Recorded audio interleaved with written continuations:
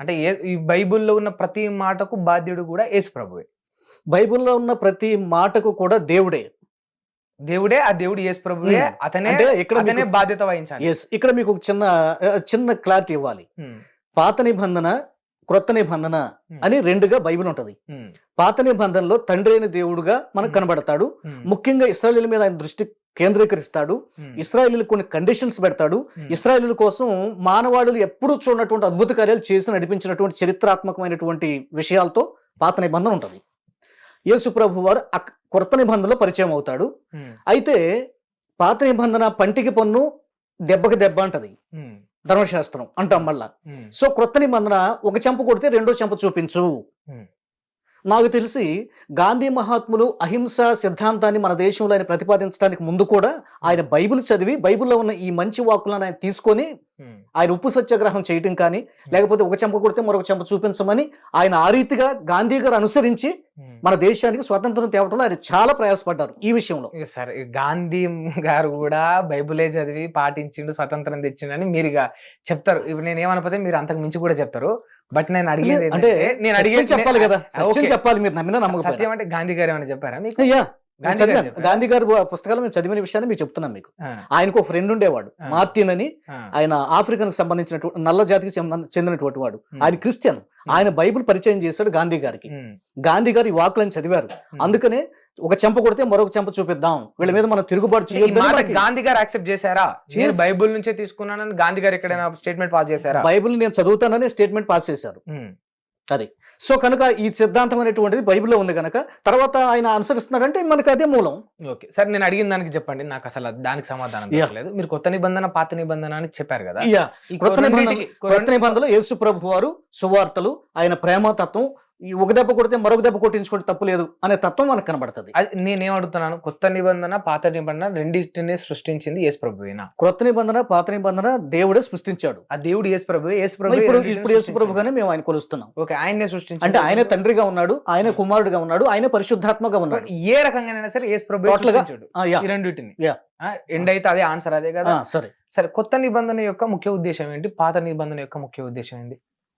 పాత నిబంధన అనేటువంటిది ఒక ఛాయ లాంటిది, క్రొత్త నిబంధన అనేటువంటిది నిజం లాంటిది. అంటే అది నీడ లాంటిది, ఇది నిజం లాంటిది. సో ముఖ్యంగా పాత నిబంధన అనేటువంటి దాంట్లో నేను ఇందాకే చెప్పాను, పాత నిబంధనలో కొన్ని ఖండితమైనటువంటి ఆజ్ఞలు ఉన్నాయి. ఖచ్చితంగా పాటించి తిరగకపోతే మీరు నరకానికి వెళ్తారు, జాగ్రత్త అని తన ప్రజలను ఉద్దేశించి ముఖ్యంగా చెప్పాడు దేవుడు.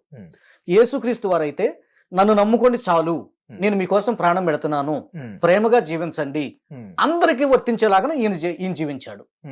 కొత్త నిబంధనలో తండ్రి అయిన దేవుడు మాత్రం ఇశ్రాయేలుని దూషించే 10 కమాండ్మెంట్స్ కానివ్వండి, ఆజ్ఞలు కానివ్వండి, కట్టడలు కానివ్వండి, ధర్మశాస్త్రం కానివ్వండి ఇచ్చాడు వాళ్ళకి మాత్రమే. కానీ ఇప్పుడు యేసు ప్రభు వారు ఆయన ప్రేమను ప్రపంచమంతా పంచిపెట్టాడు. మీరు నన్ను ప్రేమించండి చాలు, నేను పాపిని నా దగ్గరకు వచ్చి ఒప్పుకోండి, మీ పాపాన్ని నేను క్షమిస్తాను, మీకు నిత్య జీవాన్ని ఇస్తాను, ఇది ఉచితం, సాల్వేషన్ ఈజ్ ఫ్రీ. కనుక మేము కూడా ఫ్రీగా ప్రకటిస్తున్నాం. మన దేశమే కాదు, అన్ని దేశాల్లో ఉన్న ప్రజలు చక్కగా సంతోషంగా వారి జీవితాన్ని ముగించుకున్న తర్వాత ఖచ్చితంగా పరలోకం చేరాలి అన్న భారం మా గుండెలో ఉంటది. ఇప్పుడు రెండింటికి డిఫరెన్స్ ఏంది? ఫస్ట్ నిబంధనలో ఏమున్నది? పాత నిబంధనలో యేసు ప్రభువుని నమ్మకపోతే నరకానికి పోతారు. కొత్త నిబంధనలో ఏమున్నది? యేసు ప్రభువుని నమ్మండి, మీరు పరలోకానికి పోతారు, పాపినని అంగీకరించండి. రెండింటికి పెద్ద డిఫరెన్స్ ఏం లేదు. మీరు అటు తిరిగి ఇటు తిరిగి మీరు వచ్చే అంశం ఏంటంటే యేసు ప్రభువుని నమ్మాలి. రెండింటిని బేస్ చేసుకొని టోటల్ గా మేము చెప్పేది రెండింటిని బేస్ చేసుకొని ఒకటే మాట చెప్తున్నారు, యేసు ప్రభువుని నమ్మాలి. నమ్మకపోతే, యేసు ప్రభువుని నమ్ముకోకపోతే నిత్య నరకం తప్పదు అని మాకు బైబిల్ బోధిస్తుంది. ఆ బైబిల్ దేవుడే మాకు ఇచ్చాడు కనుక అదే మేము ప్రకటిస్తున్నాం. బైబిల్ చెప్పింది అసలు నిజమేనని ఎందుకు బిలీవ్ చేయాలి? బైబిల్ జీవ గ్రంథం అని మీరు చెప్తున్నారు. అంటే మీరే బైబిల్ అవునమ్మా. ఇప్పుడు ఈ రోజు ఎన్నో గ్రంథాలు ఉన్నాయి, చరిత్ర మన ప్రపంచంలో ఎన్నో గ్రంథాలు ఉన్నాయి. ఎక్కడ ఏ గ్రంథానికి హోలీ బైబిల్ అని టైటిల్ ఎక్కడైనా చూసావా నువ్వు పుట్టిన తర్వాత? చూడలేదు. లేదు, హోలీ బైబిల్ అని ఉంది. బట్ అయితే అది పెద్ద విషయం ఏం కాదు. అది ఒకవేళ మనం ఇప్పుడు పెడదాం అనుకుందాం పుస్తకం రాసి, అది పెద్ద విషయం కాదు. మరి ఇంకేం పెద్ద విషయం ఏంటి? ఆ బైబిల్ చదివినటువంటి వ్యక్తి మారుతున్నాడు. త్రాగుడు విడిచిపెట్టిన వాళ్ళు ఉన్నారు, దొంగతనాలు నేనే చేశాను పోలీస్ స్టేషన్కి వెళ్ళి సరెండర్ అయిన వాళ్ళు ఉన్నారు, టెస్టిమనీస్ ఉన్నాయి. బ్రాహ్మిన్స్ మారుతున్నారు, అమ్మో దీనిలో సత్యం ఉంది, తరతరాలుగా చేసే మా పూజలు పునస్కారాలు తప్పు అని బ్రాహ్మిన్స్ మారుతున్నారు, రెడ్డిస్ మారుతున్నారు, సౌదరీస్, అసలు క్యాస్ట్ లేదండి. సో అలాగా మనుషులు ప్రభావితం చేయగలిగిన శక్తితో జీవంతో నిండి ఉంది బైబిల్ గ్రంథం. అందుకని ప్రత్యేక శక్తి సనాతన ధర్మంలో హిందూ మతంలో కూడా ఉంది కదా. లేదండి. అయ్యప్ప మాల వేసుకుంటాడు. లేదండి. అయ్యప్ప మాల వేసుకుంటాడు 40 రోజులే. అయ్యప్ప మాల వేసుకుంటాడు 40 రోజులే. 40 రోజుల ఒక వ్యక్తి సైన్స్ లోనే ఉంది. 21 రోజు తాను ఏదైతే పాటిస్తాడో 22nd డే నుంచి తాను ఆ విధంగా నడుచుకోగలడు. అటువంటిది అయ్యప్ప మాల వేసుకుంటే 40 రోజులు ఉండగలుగుతారు. 40 రోజులే తర్వాత బ్రదర్, నేను అదే చెప్తున్నాను. 40 రోజుల తర్వాత వాళ్ళు యథావిధిగా త్రాగేవాడు తాగుతాడు, తిరిగేవాడు తిరుగుతాడు, ఏ పని చేసుకున్నా వాడు పని చేస్తాడు. చాలా మంది మారుతారు. మారుతారు. ఒక చూపించండి. ఏమండి నేను దండేసు అయ్యప్ప మాల వేసుకున్నాను, అయ్యప్ప మాల అంటే మీ లెక్క ప్రకారం అంటే మీరు చెప్పేదాని విధానం చూస్తే బైబుల్ ని ఒక్కసారి చదివి బాప్తిజం తీసుకున్న వాళ్ళు ఏ పాపాలు చేయట్లేదు, ఏ తప్పులు చేయట్లేదు, ఎవరు తాగట్లేదు. నన్ను కంప్లీట్ చేయనివ్వండి. నేను అనేది ఏంటంటే బైబిల్ దగ్గరకు వచ్చిన వ్యక్తి అతను విని సువార్త విని మారు మనసు పొంది కన్నీళ్లతో ఏడ్చి తన పాపాలను ఒప్పుకుంటాడు. ఇది ఎప్పటి వరకు చర్చిలోనంత వరకు లేదు. బయటకు వచ్చిన తర్వాత అయ్యప్ప మాల వేసుకున్నాడు ఎప్పుడైనా అయ్యా నేను పాపం చేశాను అయ్యా ఏడ్చాడా? లేదే. భజన చేసుకుంటాడు, ఊరికి అతను ఆ సంతృప్తి కోసం భజన చేసుకుంటాడు, ఆ నిష్ట పాటిస్తాడు, వెళ్తాడు, తీసేస్తాడు, మామూలు అవుతాడు. ఈ బైబిల్ వచ్చి అనుసరించే వ్యక్తి అతను చర్చిలోనే కాదు ఇంట్లో కూడా ఏడుస్తాడు, ఎక్కడ అవసరమైన కన్నీరు గారుస్తాడు. ఎప్పుడు సైకలాజికల్ గా ఏడుస్తున్నాడు అంటే తన హృదయంలో ఏదో ఒక మార్పు కలిగింది అని అర్థం, బాధ కలిగింది అని అర్థం. అంటే ఎందుకు ఏడుస్తున్నాడు? సైన్స్ ఎక్కువ ఏడవడం వల్ల మనిషి కృంగిపోతాడు, వీక్ అయిపోతాడు. మీకు తెలుసా? నాకు తెలుసు. అందుకని బైబిల్ డివైడ్ చేసింది. రక్షణార్థమైన మారు మనస్సు దుఃఖం వేరు, తనకేదో కష్టం వచ్చింది నన్ను ఎవడో చంపేస్తాడు లేకపోతే నాకు వ్యాధి వచ్చింది చచ్చిపోతాను నేను ఏడవటం వేరు. ఏడుపులో కూడా 2 రకాలు ఉన్నాయి Bible according to the hour Holi Bible. కాబట్టి దైవికమైనటువంటి దైవ చిత్తానుసారమైన దుఃఖం రక్షణార్థమైన మారు మనసునిస్తుంది అని మాకు రోమపత్రికలో చెప్పబడింది. సో మీరు చెప్పే దుఃఖం ఏంటంటే లోకంలో దుఃఖం, ఏదో నన్ను నష్టపోయాము, అనారోగ్యం వచ్చేసింది, ఏదో తెలియని దెబ్బ తగిలింది, యాక్సిడెంట్ అయింది, ఏడుస్తాడు. నిజమే, అతని దేహం కృంగిపోద్ది, అనారోగ్యం వస్తుంది. ఆ ఏడుపు వేరు, ఈ ఏడుపు వేరు. నేను చెప్పేది సూటిగా నేను చెప్పగలిగింది ఏంటంటే ఈ 40 రోజులు ఈ నల్ల వస్త్రాలు వేసుకున్న నేను వాళ్ళు విమర్శించట్లేదండి, వాళ్ళు బాధపడకూడదని నేను కోరుకుంటున్నాను. వాస్తవం అడుగుతున్నారు కానీ నేను చెప్తున్నాను. ఈ 40 రోజులు అయిన తర్వాత వాళ్ళు మామూలు యథావిధిగానే జీవిస్తున్నారు.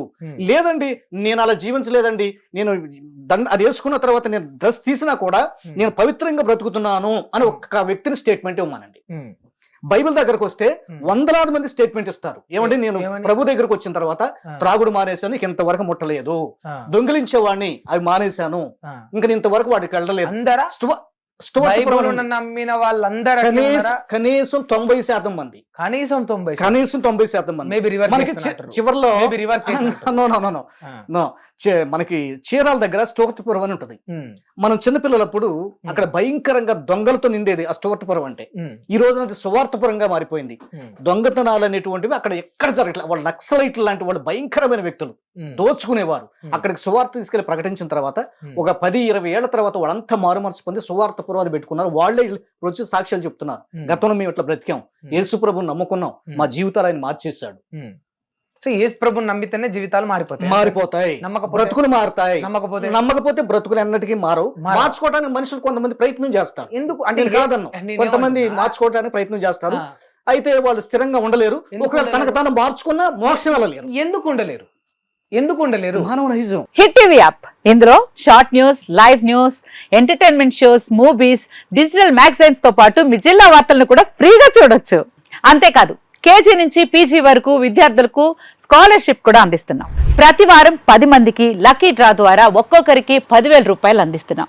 ఇంకెందుకు ఆలస్యం, వెంటనే హిట్ టీవీ యాప్ ని డౌన్లోడ్ చేసుకుని ఫ్రీగా ఎంటర్టైన్మెంట్ పొందండి. Hit TV app. Hit TV app. Please download hit TV app. Hit TV app ని ఫ్రీగా డౌన్లోడ్ చేసుకుని ఎంజాయ్ చేయండి. మీకు నచ్చిన ఎంటర్టైన్మెంట్ కోసం హిట్ టీవీ యాప్ ని ఫ్రీగా డౌన్లోడ్ చేసుకుని ఎంజాయ్ చేయండి. హిట్ టీవీ యాప్ ని డౌన్లోడ్ చేసుకుని ఆస్వాదించండి, ఆశీర్వదించండి. ఇంతమంది సెలబ్రిటీలు హిట్ టీవీ యాప్ ని డౌన్లోడ్ చేసుకోండి అని చెప్తున్నారంటే ఎంత మంచి యాప్ ఆలోచించండి.